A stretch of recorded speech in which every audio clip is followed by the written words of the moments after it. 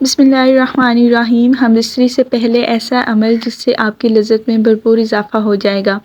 مکمل تفصیل جاننے کے لیے ویڈیو کو آخر تک ضرور دیکھیں۔ ویڈیو شروع کرنے سے پہلے اگر آپ نے ہمارے چینل کو سبسکرائب نہیں کیا تو پلیز ہمارے چینل کو سبسکرائب ضرور کریں۔ ہر شوہر کو چاہیے کہ وہ اپنی جنسی سوجھ بوجھ کو بڑھائے۔ کوئی شخص بھی کسی جنسی لذت حاصل کرنے کے شعور کے ساتھ پیدا نہیں ہوتا، بلکہ ایک سمجھدار شوہر اپنی شریک حیات کے رد عمل سے یہ سب کچھ سیکھتا ہے۔ وہ برابر اپنی اسی صلاحیت کو ترقی دینے میں لگا رہتا ہے کہ وہ فریق ثانی کو لذت پہنچائے اور اس کے بدلے میں خود اس سے زیادہ وہ لذت حاصل کرے۔ مباشرت سے پہلے بستر پر ایک موٹا کپڑا بچھا لیا جائے تاکہ نہ نکلنے والی فالتو منی بستر کو خراب نہ کر دے۔ اسی طرح مباشرت کے بعد شرم گاہوں کی صفائی کے لیے پہلے سے قریب ایک صاف کپڑا بھی رکھ لیں۔ مباشرت سے پہلے میاں بیوی کا چند منٹ کے لیے ایک دوسرے کے جسم سے کھیلنا دونوں میں محبت پیدا کرتا ہے۔ پہلے دونوں کپڑوں سمیت اپنے جسم کو ایک دوسرے کے ساتھ مسلیں اور کچھ دیر بعد ایک دوسرے کے جنسی اعضاء کو ہاتھ سے ٹٹولیں اور مسل کر اسے لذت دیں اور خود بھی لطف اندوز ہوں اور اپنی بیوی کو بھی لطف اندوز کریں۔ لباس اتارنے سے پہلے چند منٹ کا یہ کھیل نہ صرف حصول لذت کا ایک اچھا ذریعہ ہے بلکہ اس سے بیوی کو مباشرت کے لیے مکمل طور پر تیار ہونے میں بھرپور مدد ملتی ہے۔ تاہم اگر مرد سریت انزال کا شکار ہو تو اس سے اس دوران خاص احتیاط کی ضرورت ہوتی ہے۔ میاں بیوی کا جنسی تعلق کوئی گناہ نہیں بلکہ صدقہ ہے۔ بیوی سے محبت کیسے کریں؟ شریعت مطہرہ نے بیوی کے پورے بدن سے نفع اٹھانے کی اجازت دی ہے، البتہ پچھلے مقام میں صحبت کرنا بیوی سے حرام ہے کہ وہ جمع کرنے کا محل اور مقام ہی نہیں، اس لیے صحبت اگلے حصے میں ہی جائز ہے اور اس کے لیے جو بھی طریقہ اختیار کیا جائے شریعت نے اس کی ممانعت نہیں۔ البتہ اشارتاً دو طریقے بہت معلوم ہوتے ہیں۔ پہلا طریقہ جو ہر جاندار میں فطری طریقہ ہے کہ مرد اوپر رہے اور عورت نیچے، اس میں جانوی سے لذت کا حصول زیادہ ہے، نیز یہ طریقہ استقراط حمل کے لیے بھی معین ہوگا۔ بیوی سے جس طرح چاہے محبت کر سکتے ہیں، کھڑے ہو کر، بیٹھ کر، لیٹ کر، آگے کی طرف سے، پیچھے کی طرف سے، یعنی اگلی شرمگاہ میں مرد اوپر ہو اور عورت نیچے یا اس کے برعکس سب طرح بیوی سے صحبت کرنا جائز اور درست ہے۔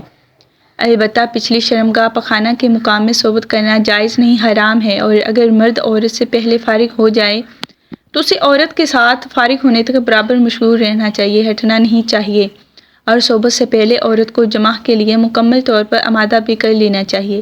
پیار و محبت کی باتیں اور کام کے ذریعے عورت کو مکمل طور پر تیار کیے بغیر صحبت کرنا اچھا نہیں، اور صحبت کے بعد دونوں کو پیشاب بھی کر لینا چاہیے تاکہ اگر مینی کا کوئی قطرہ سوراخ میں رہ گیا ہو تو وہ خارج ہو جائے۔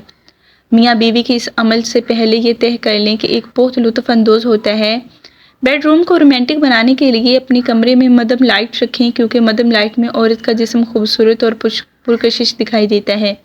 اسی طرح کمرے میں اپنی پسند کی خوشبو بھی لگا لیں۔ ہم بستری سے پہلے میاں بیوی دونوں اپنی شرمگاہوں کو ٹھنڈے پانی سے دھو لیں۔ یہ ٹائم میں اضافہ کرتا ہے اور عورت کی شرمگاہ اس قدر تنگ ہو جاتی ہے کہ جس سے ہم بستری کرنے میں بہت زیادہ لطف محسوس ہوتا ہے۔ کشادہ بستر کا انتظام کر لیں اور بستر نہ زیادہ نرم ہو اور نہ زیادہ سخت ہو۔ ہم بستری کے بعد میاں بیوی کے پاس وقت کھلا ہونا چاہیے۔ جنسی ماہرین کے مطابق کم از کم 1 گھنٹہ وقت ضرور ہونا چاہیے تاکہ مرد کے ساتھ ساتھ عورت بھی فراغت ہو سکے۔ میاں بیوی ایک دوسرے کے لباس اتاریں، اس طرح ایک دوسرے کے دل میں محبت پیدا ہو جاتی ہے۔ شوہر کے لیے بیوی کی شرمگاہ چھونے اور دیکھنے میں کوئی حرج نہیں، لیکن اسے چھونا بے حیائی ہے۔ اسی طرح بیوی کے لیے مرد کی شرمگاہ کو چھونا اور دیکھنے میں کوئی حرج نہیں، مگر اسے چومنا بے حیائی اور اسلام کی پاکیزہ تعلیمات کے خلاف ہے۔ میاں بیوی میں خدا کی طرف سے ہی محبت پیدا ہو جاتی ہے۔ میاں بیوی کا رشتہ ایک ایسا احساس کا رشتہ ہے جس میں محبت ہی محبت نظر آتی ہے۔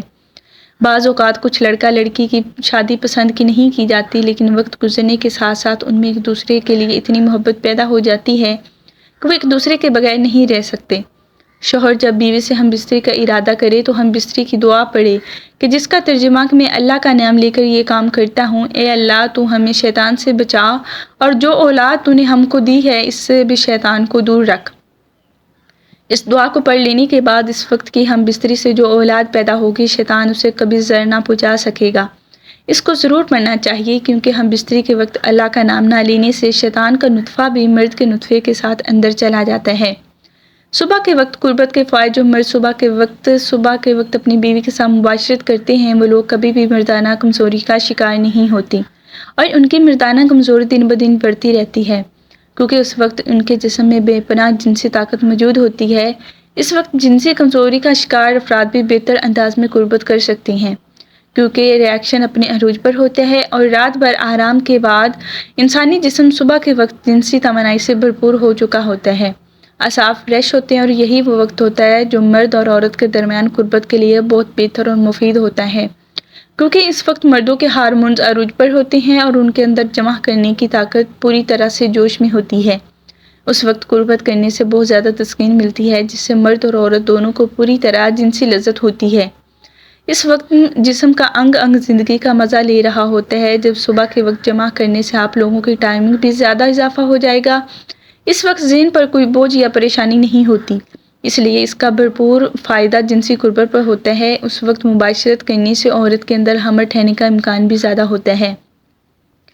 اسی طرح رات کو 10 بجے تک سو جانا چاہیے۔ آپ لوگوں کے جنسی حصوں کو بھی بھرپور سکون حاصل ہوتا ہے۔ پرسکون رہنے اور جنسی کارکردگی بہتر بنانے کے لیے بہتر نیند بہت ضروری ہے، لہٰذا ساری رات لیپ ٹاپ اور موبائل کے ذریعے بیٹھنے سے گریز کریں، ورنہ ذہنی دباؤ تھکاوٹ سے دوچار انسان کی کارکردگی کیا ہوگی اور آپ کو کوئی بھی کام کرنے سے لطف حاصل نہ ہوگا۔ اللہ تعالیٰ ہم سب کو اپنی بیویوں کے ساتھ محبت کرنے کی توفیق عطا فرمائے، اور اللہ تعالیٰ ہم سب کو محبت کرنے کی توفیق عطا فرمائے۔ اللہ تعالیٰ ہم سب کو اپنی بیوی کے حقوق ادا کرنے کی توفیق عطا فرمائے۔ دعا ہے کہ اللہ تعالیٰ میرا سنانا اور آپ کا سننا اپنی بارگاہ الہی میں قبول و منظور فرمائے، آمین ثم آمین۔ ناظرین، کمنٹ باکس میں اللہ تعالیٰ کے 99 ناموں میں سے ایک نام ضرور ٹائپ کریں۔ شکریہ، اللہ حافظ۔